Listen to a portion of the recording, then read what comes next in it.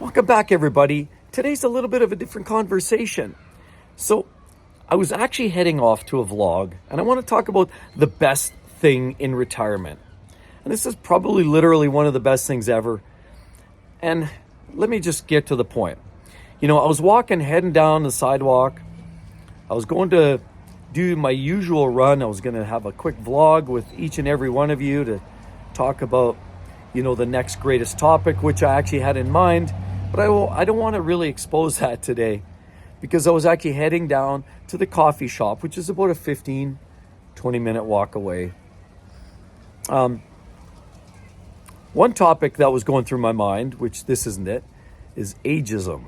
And I believe ageism is quite real, and it's quite the fact. I was heading to talk about my next conversation with each and every one of you. I was going to grab the coffee. Like I said, it's about a 20-minute walk away, grab the coffee, start heading back. And that's usually where I start sharing, my next topic of conversation and start talking about what's meaningful and the meaning of life and retirement and health and well-being and lifestyle. But in doing that, I didn't even make it to the coffee shop because I'll tell you, I was heading down the sidewalk and really close to my home. A gentleman driving by saw me, yelled out, "Hey, you do YouTube, right?" And so that sparked a conversation. He pulled over and we chatted probably for the good part of the next hour. Now, leading into that, I didn't realize who this gentleman was. And I had recognized him. I said, "What's your name?" And he told me. I said, "Well, what's your last name?" And then he exposed that. And then I realized, I knew he looked familiar. And he was a local realtor that had been, one of the bigger players around the city. And I'd seen his signs on billboards and seen him around for many years. I probably even talked to him many years ago when I was out shopping for a house at one point. But it was the greatest thing to have those moments to just not be anywhere. See, that's what I realized after chatting with this gentleman for about an hour. We talked about, everything from, cars to real estate, buying, selling, to, retirement and, just a little bit of everything, really. He asked me a lot about, some of the YouTubing, the tricks and the tips and some of the things that I've been involved with there and how that's working out. And, it was great because we had quite the convo, and it was fun because, like I said, what I realized after wasn't just the literal verbatim conversations, but it was the fact that I didn't have to be anywhere. I didn't have a boss that I had to look on my watch and, that was expecting me to be at a meeting in 15 minutes. I didn't have that. And it got me warm and fuzzy inside. It was such a wonderful thing that I didn't have somewhere to be. And don't get me wrong. We all have places to be. There's a point, right? My wife's working, the kids are heading to school. But I didn't literally have to be punching a clock. And to me, like a lot of people like that feeling of having somewhere to be, having a set expectation, a set goal. It gives them something to strive for. But we all, even if you're retired, I truly believe you've got to have your own set of goals. You've got to have your own things that kind of drive you and get you out of bed. And I've been doing that for a while, and we know that social media has been kind of a game I've been playing for a while. It's helped kind of bridge the gap from sort of this retirement game to, in this next few years. That's the idea. But realistically, knowing that I don't have to be somewhere with a boss with all kinds of expectations and questions about, hey, where have you? Why are you late? What's going on? I just sat there and BS for the next hour. Talked about all kinds of things that I like to talk about, which are cars, investments, real estate, life, travel. We shared stories. But since we're sort of on the topic of ageism, and this wasn't really the intended topic for today, after chatting with this gentleman, this realtor, and the conversation came up about cost of living. We both talked about that, how people can even try to afford, even remotely come close to affordability. People are struggling right now, and the conversation also evolved around, being prepared, having retirement money aside, whether we have, investment in land or homes. What does that investment portfolio actually look like when we go to retire? And it's good to have a plan, and we've talked about having a plan. But as we talk about ageism, as he was kind of thinking the same thing, that, as he gets older, he's getting close to the idea of having to think about retirement a little closer. I too was thinking about retiring as well, and I wasn't really in the mindset that I was going to retire at 53. I mentioned this before, I was going to retire at 55, but the idea of ageism is kicking in. And in my own personal opinion, I can give you my limited viewpoint on this, because everybody has their own perspective and everybody has their own side of the story.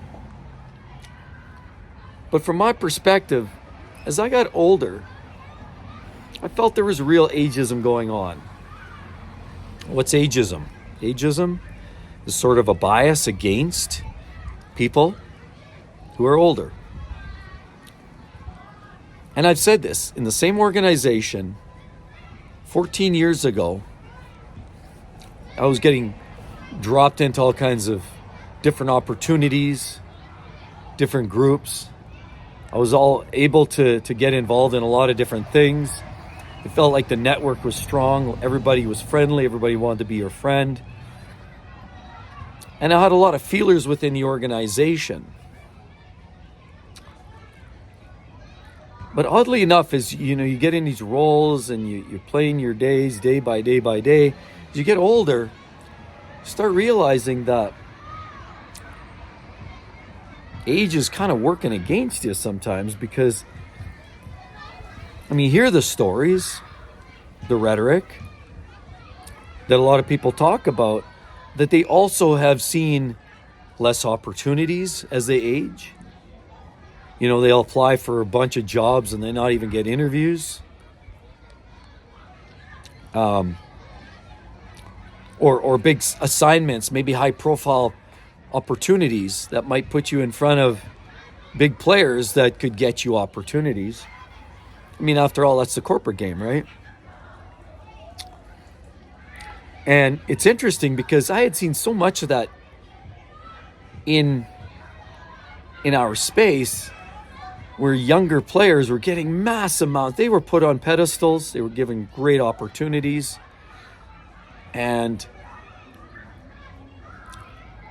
literally could almost do no wrong. But as you get older, there's a combination of things, I believe, what's going on. At least this is my interpretation. And a big reason why I ended up retiring early, partially outside of my own control, because I did plan to retire at 55, but 53 was the actual number, so I wasn't actually totally planned for retirement. I was planned. We know what was going on. I was building the side hustle, and I was transitioning. But when you often find yourself as a recipient of a downsizing or a major company overhaul, and you're on the receiving end of that, in my opinion,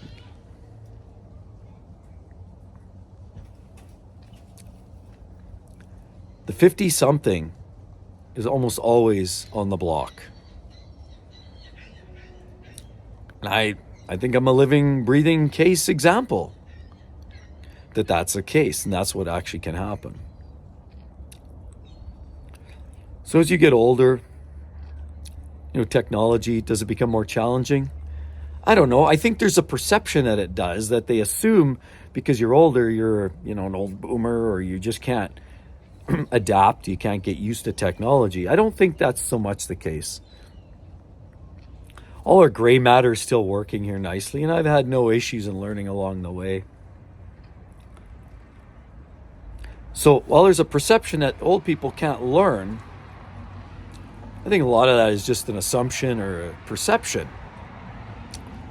But that's where the bias comes from, you see?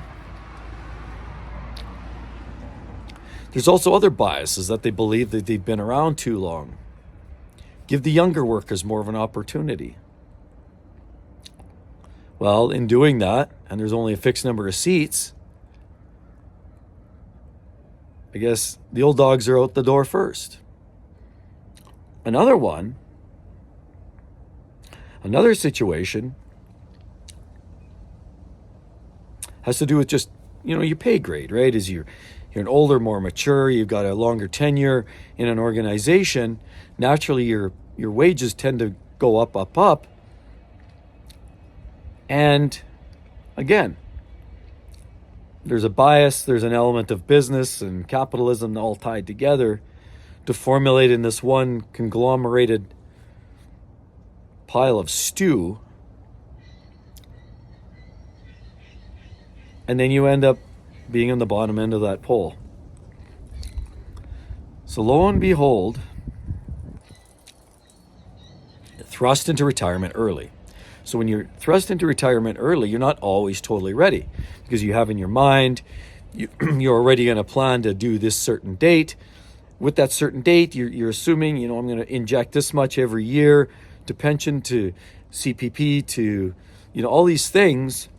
And I need X amount of dollars per year yet for 2 or 3 or 4, 5, 10 years to build, pay off debt and build some foundation to your pension. If they pull that out from under you and there's all of a sudden 2, 3, 4, 10 years less than you had planned for, that usually pulls the rug out from under you. And that kind of happened here. But I was prepped, and that was the beauty, because I had the FU money, and I was ready for it a couple years early, but I was pretty much ready for it. But I still can't help but believe, because my performance has always been stellar. I've always taken my work very seriously, and I like to believe that,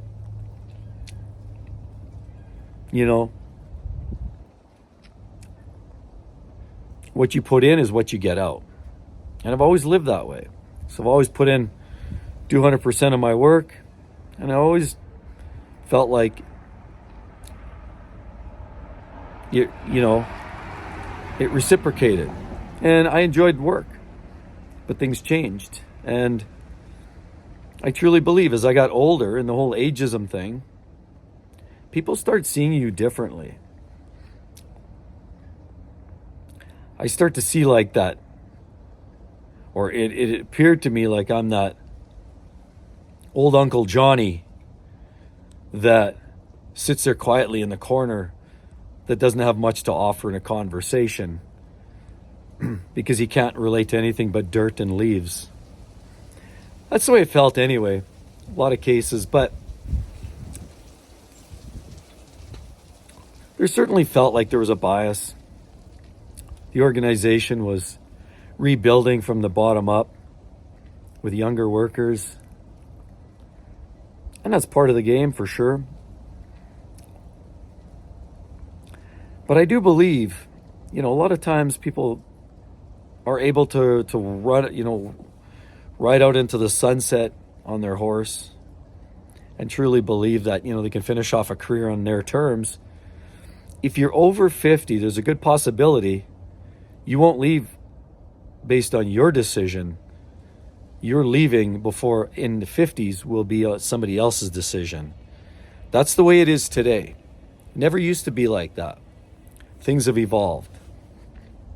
And some of that comes from the idea of a lot of businesses now are looking for one thing and one thing only. And they're pretty much giving up the idea of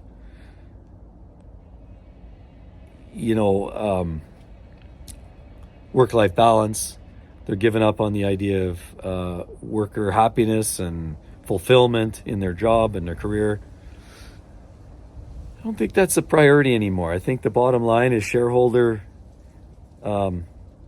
dividends, stock prices, value for the money, organization. It comes down to that. So wherever the easy slices are, that's what they're going to look at. And so be prepared. And that's all I'm saying is as you age, you become more of a, at least in my opinion, a liability. That may or may not be true. And in my case, I truly believe, that I was providing the value. But it's not what you think. It's what they think that seems to matter. So it was really more of an eye-opener, being thrust in a little early, because I did have plans to leave at 55.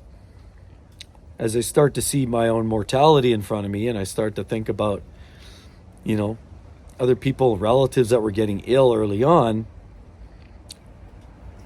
it is time to get out at a decent age.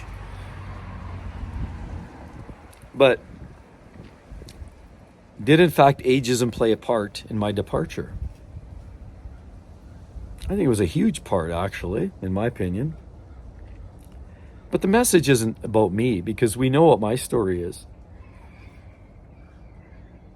My message is just to each and every one of you, everybody. As I sit here and ponder this redirection in the video this morning, less about me, and just give this a thought for a while. Just think about this. Honestly, you don't even have to answer. And maybe if you want to answer in the comments down below, if you did come to this sort of like this aha moment, and if you did, that's super. But if you don't mind, maybe just give it a thought. Think about if your company and you were planning on retiring in 5 years from now, and you were building all your momentum and inertia in your business and your savings and your 401ks and your CPP or your pension, doubling down on mutuals and everything else. What if your company pulled the rug out from under you tomorrow? Would that upset the apple cart for you? Because that's just life. That's just what happens. And so there's two critical parts around retirement. Financially, of course. And that's why I say 5 years. That's why I throw a number like that. Because there's the 5 years after you retire, and that's how you adapt and change your spending habits, your strategies on your day-to-day living, your cost management, your creep on expenditure, financial creep. And it sets the tone. The 5 years after you retire sets the tone for your affordability for the next 25 years. So how you set that tone and build that track in place is going to set you for success or failure for the next X amount of years while you're in retirement. But it's the 5 years leading into retirement that's almost even more important, is having those foundational stones in place, that you've got your 401k, you've got your pension in place. You know that pension, whether it's, defined benefit pension, and it's a pension that's locked in and it's going to be there, or any other means that you're going to generate money coming from either the government, private pension, company pension, savings, whatever it is, that money's been established already 5 years out. Because if you're getting within 5 years shooting range of retirement, that means you're also highly likely to be looked at by management to be the next one on the elimination list. So if you've got a sum of money and an investment strategy that's within 5 years of your actual due date, and it's set in stone and you're not touching that money, and you've already run the numbers and it works, then you're in a good position. But if you're a year out, 2 years out from your retirement date, you still don't have all the money you need, you're still not totally sure on the plan, then there's a good possibility you're going to stumble and trip a little bit. So while I'm not a financial advisor, I would just say, think about that for a moment, because as we all age, we become likely less valuable directly to the company and hopefully more valuable to our families. Because we also know friends kind of start to vaporize.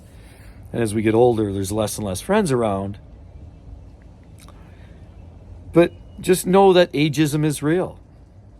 And whether I experienced it or whether I didn't, the fact is many, many, many people do. And that bias is heavily influenced by decisions management make. And so that could end up resulting in an early departure from your company and your career. And if that's the case, are you in fact ready to make that move? Are you in fact ready to retire? 5 years out, that's the number.